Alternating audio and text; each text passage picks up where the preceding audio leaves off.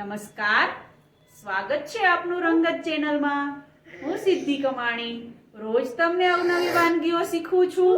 જો તમને મારી આ વાનગી પસંદ આવતી હોય તો તમે મારી ચેનલને સબસ્ક્રાઇબ કરો, મારા વિડીયોને લાઈક કરો અને શેર કરો।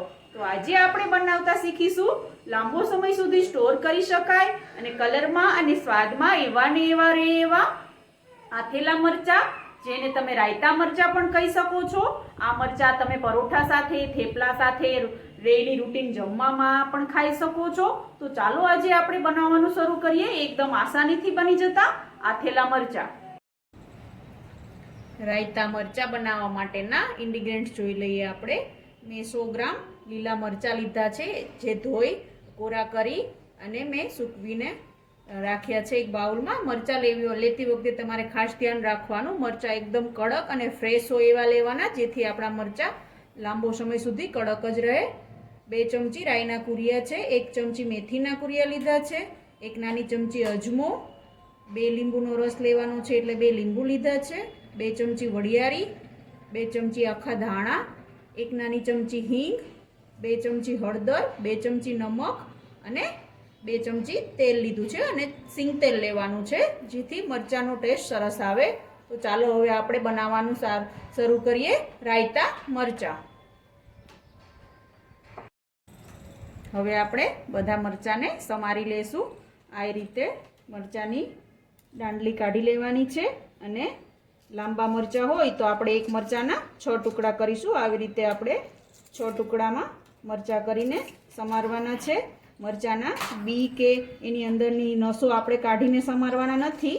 જો તમે એ કાઢશો તો મરચાં પોચા પડી જશે, એટલે આપણે બી સાથે અને નસો સાથે આપણે મરચાં સમારવાના છે, જેથી આપણા મરચાં એકદમ કડક રહે લાંબો સમય સુધી। અને મરચાંમાં તમારે મીઠું અને હળદરનું પ્રમાણ વધારે રાખવાનું છે અને લીંબુનું પ્રમાણ વધારે રાખવાનું છે, જેથી લાંબો સમય સુધી મરચાં સારા રહે અને ટેસ્ટ પણ એવો ને એવો જળવાઈ રહે।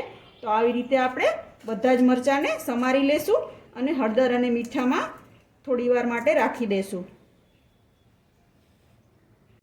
આવી રીતે આપણે બધા જ મરચાંને સમારી લેવાના છે। મરચાં સમારી લઈએ એટલે એની એક તમને હું સમારતી વખતે ધ્યાન રાખવાની એક ટિપ્સ આપી દઉં। મરચાં સમારો એ પહેલાં તમારે હથેળીમાં તેલ લગાવી લેવાનું છે, જેથી તમારા હાથ તીખા ન થાય। અને જો વધારે તીખા થાય, હજુ પણ વધારે તીખા થયા હોય તો તમે એને ગોળના પાણીમાં ગોળવાળા પાણી વડે ધોઈ નાખો તો મરચાંની હાથમાંથી તીખાશ જતી રહેશે। હવે આપણે મરચાંને એક બાઉલમાં લઈ લેશું અને એ બાઉલની અંદર આપણે હળદર અને મીઠું નાખી 10 થી 15 મિનિટ માટે મરચાંને રેસ્ટ આપીશું, જેથી મરચાંની અંદરની તીખાશ નીકળી જાય અને પાણી બી નીકળી જાય, જેથી આપણા મરચાં લાંબો સમય સુધી સારા રહે। એટલે હવે આપણે હળદર અને મીઠું નાખી મરચાંને મિક્સ કરી લેશું। મિક્સ કરી અને આપણે એને થોડી વાર માટે રેસ્ટ રાખશું, જ્યાં સુધી મરચાં રેસ્ટ કરે ત્યાં સુધીમાં આપણે મરચાંની અંદર રાયતા મરચાં માટેનો મસાલો રેડી કરી લઈએ। હવે આપણે રાયતા મરચાંનો મસાલો રેડી કરી લઈએ। તો પહેલાં આપણે ગેસની ફ્લેમ ચાલુ કરી અને એક કઢાઈ ગરમ કરવા માટે મૂકીશું। કઢાઈ ગરમ થાય એટલે આપણે એની અંદર રાઈના કુરિયા, મેથીના કુરિયા, વડિયારી, આખા ધાણા, વડિયારી અને અજમો બધું ગેસની ફ્લેમ સ્લો રાખીને શેકી લેશું। ગેસની ફ્લેમ સ્લો રાખીને શેકવાનું છે, જેથી એનો કલર જળવાઈ રહે। જો તમે ગેસની ફ્લેમ હાઈ રાખીને શેકશો તો એ બળી જશે અને કાળા થઈ જશે, જેથી આપણા મરચાંનો કલર પણ સારો નહીં આવે। તો શેકતી વખતે આપણે ગેસની ફ્લેમ સ્લો રાખીને શેકવાના છે। અને આ શેકીને મસાલો બનાવવાનું કારણ છે કે એની અંદરનું મોઇસ્ચર હોય એ સુકાઈ જાય અને આપણો મસાલો એકદમ મસ્ત બને, ટેસ્ટી બને અને મરચાં પણ લાંબા સમય સુધી સારા રહે, જેથી આની અંદરનું મોઇસ્ચર ઉડી જાય એટલે મરચાંને પણ તમે લાંબો સમય સુધી સારા રાખી શકો। એટલે આપણે મસાલાને શેકી અને પછી અધકચરો મિક્સર જારમાં ક્રશ કરી લેવાનો છે અને પછી આપણે મરચાંમાં નાખવા માટેનો મસાલો રેડી કરવાનો છે। તો બધું જ પ્રોપર રીતે શેકાઈ જાય અને થોડી થોડી સ્મેલ આવે ત્યાં સુધી આપણે એને ગેસની ફ્લેમ મીડિયમ રાખી અને આ બધા ઇન્ગ્રેડિયન્ટ્સને શેકવાના છે। બધું પ્રોપર શેકાઈ જાય અને મોઇસ્ચર ઉડી જાય પછી આપણે એને થોડીવાર ઠંડા કરવા માટે રાખી દઈશું અને ઠંડા થાય પછી આપણે એને મિક્સર જારમાં લઈને ક્રશ કરી અને પછી આપણો મસાલો રેડી કરીશું. તો હવે આપણા ઇન્ગ્રીડિયન્ટ શેકાઈ રહ્યા છે. શેકાઈ પછી થોડીવાર ઠંડા કરી આપણે એને ક્રશ કરી પછી આપણો મસાલો તૈયાર કરીશું. મસાલાનું ઇન્ગ્રીડિયન્ટ શેકાઈ ગયું છે. તો હવે આપણે એને નીચે ગેસથી નીચે ઉતારી ઠંડુ કરવા માટે રાખી દઈશું. ઠંડુ થાય એટલે આપણે મિક્સર જારમાં એને લઈ અને પછી ક્રશ કરી અને પછી આપણે મસાલો બનાવીશું. મસાલાને મેં ઠંડો કરીને ક્રશ કરી લીધો છે. આવો રફ કરવાનો છે. તમે જોઈ શકો છો આવી રીતે રફ આપણે ક્રશ કરવાનો છે. એને એકદમ ફાઇન બનાવવાનો નથી. તો આપણો મસાલો રેડી છે. હવે આપણે મસાલાને સાઈડમાં મૂકી આપણે જે મરચાં અને હળદર મીઠું નાખીને મરચાં રાખ્યા હતા એ તમે જોઈ શકો છો પાણી નીકળી ગયું છે. તો હવે આપણે એને નીતરવા માટે રાખી દઈશું. એક કાણાવાળા બાઉલની અંદર મરચાં કાઢી અને આપણે એને નીતરવા માટે રાખી દઈશું. તમે મરચાંમાં હળદર મીઠું રાખી અને રાખશો તો એની અંદર જે પાણીનો ભાગ હશે એ છૂટી જાય તો જેથી મરચાં આપણા લાંબો ટાઈમ સુધી સારા રહે છે. તો આવી રીતે આપણે મરચાંને એક કાણાવાળા બાઉલની અંદર રાખી થોડી વાર માટે રાખીશું જેથી એની અંદરનું જે પાણી હોય તે બધું નીકળી જાય અને મરચાં કોરા થઈ જાય.